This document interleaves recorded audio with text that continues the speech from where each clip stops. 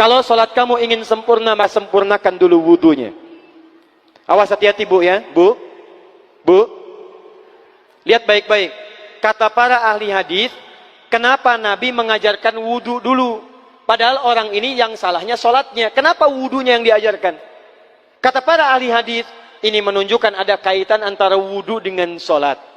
Kalau orang benar wudunya, pasti benar sholatnya. Kalau orang wudunya salah, akan berdampak pada tidak sempurna sholatnya.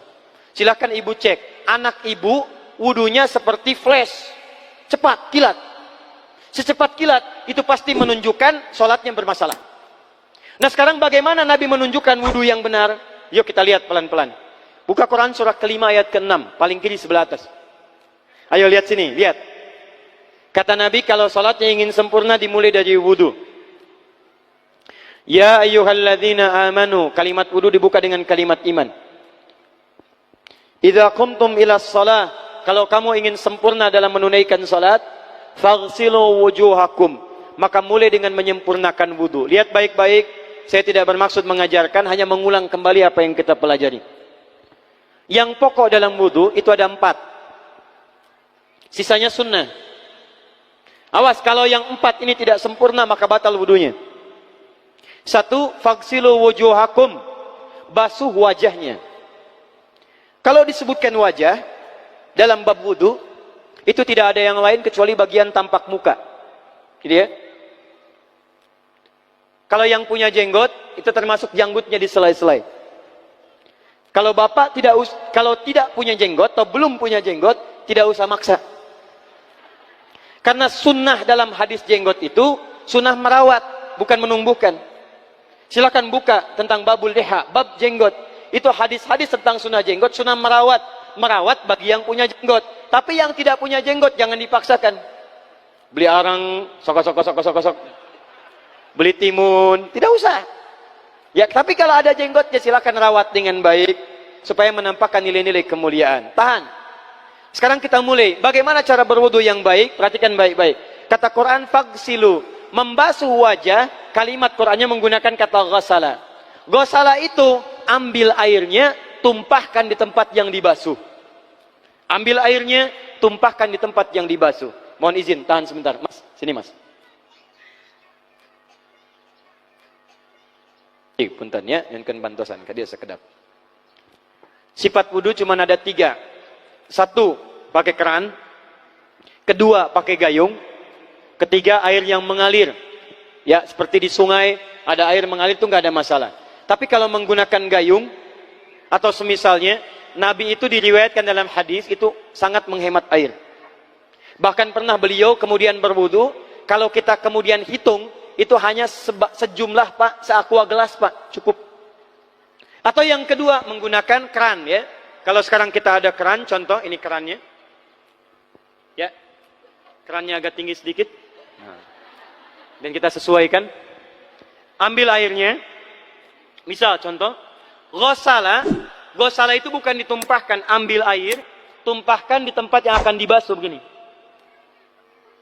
Yang telunjuk itu kemudian menghapus atau menghilangkan kotoran di sela-sela mata, contoh. Yang jempol menghilangkan kotoran di sela-sela telinga bagian belakang di sini. Ya. Jadi kalau misalnya saya mulai ambil airnya, kemudian saya tumpahkan di sini, yang telunjuk membersihkan di jari-jari di sini, di sela-sela mata. Yang jempol kemudian membersihkan di sela-sela di bawah telinga sini. Kemudian di selesai. 1. Tahan sebentar ya, ini praktek dulu sebentar. 2. Wa aidiakum ilal marafiq, ini yang sering keliru. Dan tangan sampai siku. Ingat, tangan bahasa Arabnya yadun. Tapi dalam ibadah itu selalu diberikan batas. Misal, ini kafun. Ini asabi'. Ini sampai sini rusghun. Sampai sini, Bapak Ibu sekalian, ini namanya mirfaq, zamannya marafiq. Sampai sini katif. Dari sini ke sini itu yad, tangan. Dalam bab salat, bab wudu, bab ibadah, tidak pernah Al-Quran dan hadis menyebutkan tangan kecuali diberikan batasnya. Contoh, kita saat akan takbir, Allahu Akbar. Lihat An-Nasai nomor hadis 886. Kata Nabi, fawada'a kaffahul yumna. Maka orang salat itu meletakkan telapak tangan yang kanannya alal yusra, di punggung yang kirinya. Jadi begitu takbir Allahu Akbar, yang kanan meletakkan di punggung kiri. Apa batas meletakkannya? Cuman sampai 3. 1, yang telapak ke punggung begini, jadi boleh begini. Yang kedua, pergelangan ketemu pergelangan begini. Rusgun ala rusgin. Jadi begitu takbir Allahu Akbar, ini boleh. Tapi nggak usah diukur Pak ya, jangan telat. Allah, pas, cepat. Boleh nanti lebih sedikit ke sini. Yang tidak boleh, awas, ini dilarang dalam hadis. Yang tidak boleh kata Nabi, jangan engkau bersedekap seperti orang sombong. Kata para ulama bagaimana? Ketika tangannya bertemu dengan mirfaknya begini. Ah, ini awas, sedekap yang dilarang, hati-hati. Kadang-kadang ada orang menes ke puncak subuh-subuh sholatnya begini. Ya, awas nih. Cuman 3 kalau tidak begini, begini atau begini. Dan saat mengangkat itu cepat Pak. Hadisnya cepat. Fawado'a. Fa itu di ilmu nahu harfu atfin rabitin baina syai'aini bila hudud. Huruf yang menyambungkan 2 peristiwa tanpa jeda, cepat. Jadi antara mengangkat dengan meletakkan langsung angkat Allahu Akbar. Tidak ada gerakan lain. Maaf, saya tidak bermaksud menyalahkan. Saya alhamdulillah ada koleksi 1235 kitab hadis. Saya mencari gerakan dari ngangkat ke meletakkan begini, tidak menemukan gerakan lain. Karena itu jangankan hadis-hadis yang sahih, di kitab hadis palsu pun pemalsu hadis tidak tertarik memasukkan hadis ini. Saking jelas, jadi saat mengangkat langsung begini. Kenapa saya penting terangkan? Karena ada sebagian saudara-saudara kita merasa tidak enak, Ustadz, kalau saya takbir masa kiri duluan, sedangkan kiri kurang bagus, yang bagus kanan. Saya mah pengennya begini aja lah, begitu takbir kanan duluan baru tutup dengan kiri. Jadi begitu diangkat Allah, kanan masuk, kiri begini tutup. Kadang-kadang kaki naik dikit. Nah itu maaf, saya tidak bermaksud menyalahkan, tapi saya belum menemukan hadisnya. Dan pemalsu hadis pun tidak tertarik memalsukan hadis ini karena saking jelasnya angkat tutup. Jelas ya? Nah, sekarang lihat sini. Dalam bab wudu, bahasa Qur'annya mengatakan wa aidiakum ilal marafiq, dari tangan sampai siku. Ila dalam ilmu nahu harful ghayah, huruf yang menunjuk pada tujuan, batas dari ke. Ana minal an sa'adhab min Menes ila Bekasi. Saya setelah ini akan pergi dari Menes ke Bekasi. Jadi saya berangkat dari mana? Menes. Tujuannya kemana? Bekasi. Tujuan dalam bahasa Arab menggunakan ila, harfu ghayah. Dari Menes ke Bekasi. Men Menes ila Bekasi. Dalam wudu, lihat. Aidiakum ilal marafiq, ila sampai siku. Bukan dari siku ke tangan. Jadi saat kita mengambil air wudu, ambil airnya, tumpahkan dari sini ilal marafiq sampai ke siku ke sini. Balikan lagi ke depan. Jadi bukan kerannya dibeginikan, sikunya dibeginikan, takut, bukan. Jadi bukan siku diteruskan ke bawah. Yang tepat itu ambil airnya, kemudian basuh dari sini sampai dengan ke sikunya. Hati-hati, ini ada maknanya. Dan jika benar di hadis Muslim, jika orang wudunya benar seperti ini, maka bersamaan dengan jatuhnya air wudu itu, jatuh pula dosa-dosa dan kotoran yang melekat pada anggota tubuhnya. Tidak cukup dengan amin, nanti kita lihat dulu. Teruskan, saya baru caranya dulu nih. Awas. 3. Wamsahu biru'usikum. Wamsahu, lihat. Untuk wajah, pakai gosala, basuh. Tangan, gosala, basuh. Tapi ketika berpindah pada yang ketiga, wamsahu, berubah jadi masaha. Tahan sebentar ya. Calik. Duduk sini aja. Lihat sini. Ya, pilih. Duduk di sini atau ngapus. Ah, sudahlah. Datang sendiri, nulis sendiri, ngapus sendiri, luar biasa. Cuman di Menes ini. Ini awas, ini penting ini Bu ya, penting. Saking pentingnya, susah dihapusnya tuh. Dah, sini aja. Masaha. Sudah. Masaha artinya mengusap. Kalau yang tadi membasuh, kalau masaha mengusap. Jadi yang ketiga ini tidak usah dibasuh. Jangan tumpahkan air di tempatnya, tumpahkan airnya kemudian usap tempatnya. Pertama, wamsahu biru'usikum. Masya Allah, kata Allah, bagian ketiga usap kepalanya. Awas, hati-hati. Tangan selesai pindah. Pindah kemana? Bukan ke rambut, tapi kepala. Kepala. Jadi dalam bab wudu yang diusap bukan rambutnya, kepalanya. Itulah keadilan Allah. Kalau yang diusap kepalanya, semua manusia yang hidup pasti punya kepala. Tapi kalau yang diusap rambutnya, ada ketidakadilan. Karena tidak semua orang punya kepala, punya rambut. Tuh. Nah sekarang lihat sini. Ketika kita diminta mengusap kepala, bahasanya masaha. Masaha itu begini. Ini saya punten. Bismillah.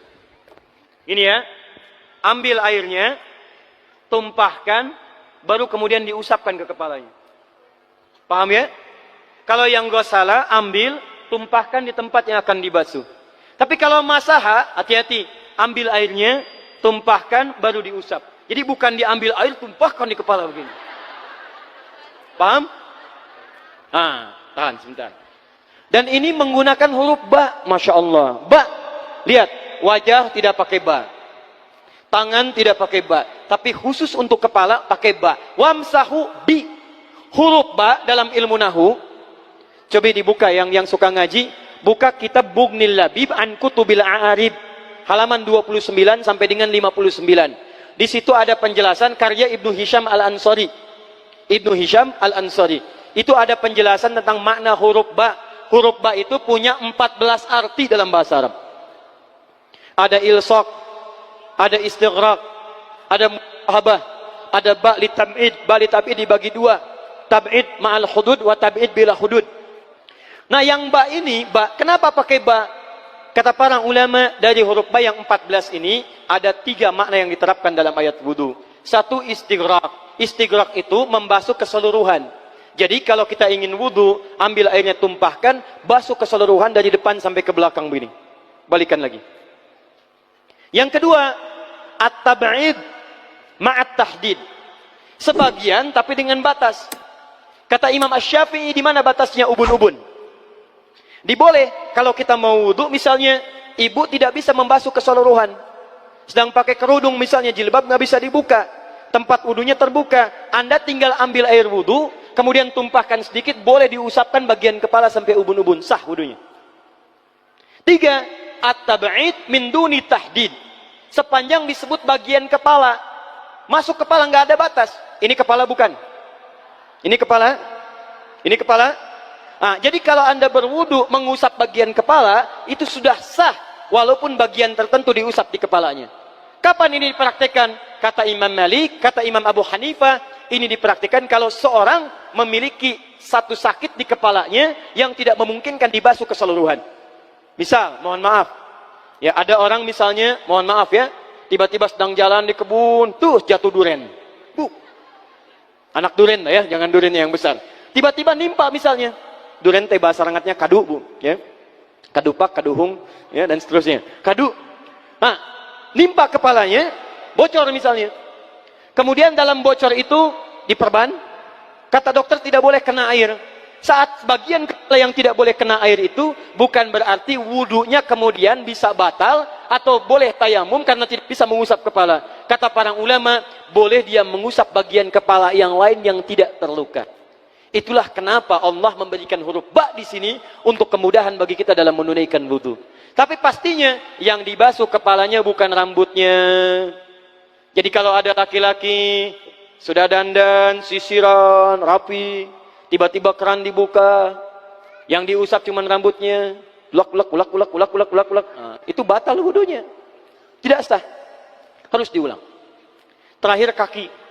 Kaki dibasuh sampai dengan bagian mata kakinya, dan ini tidak perlu saya terangkan karena mudah bagi kita untuk mempraktekannya. Tapi yang ingin saya jelaskan satu ini saja. Perhatikan baik-baik.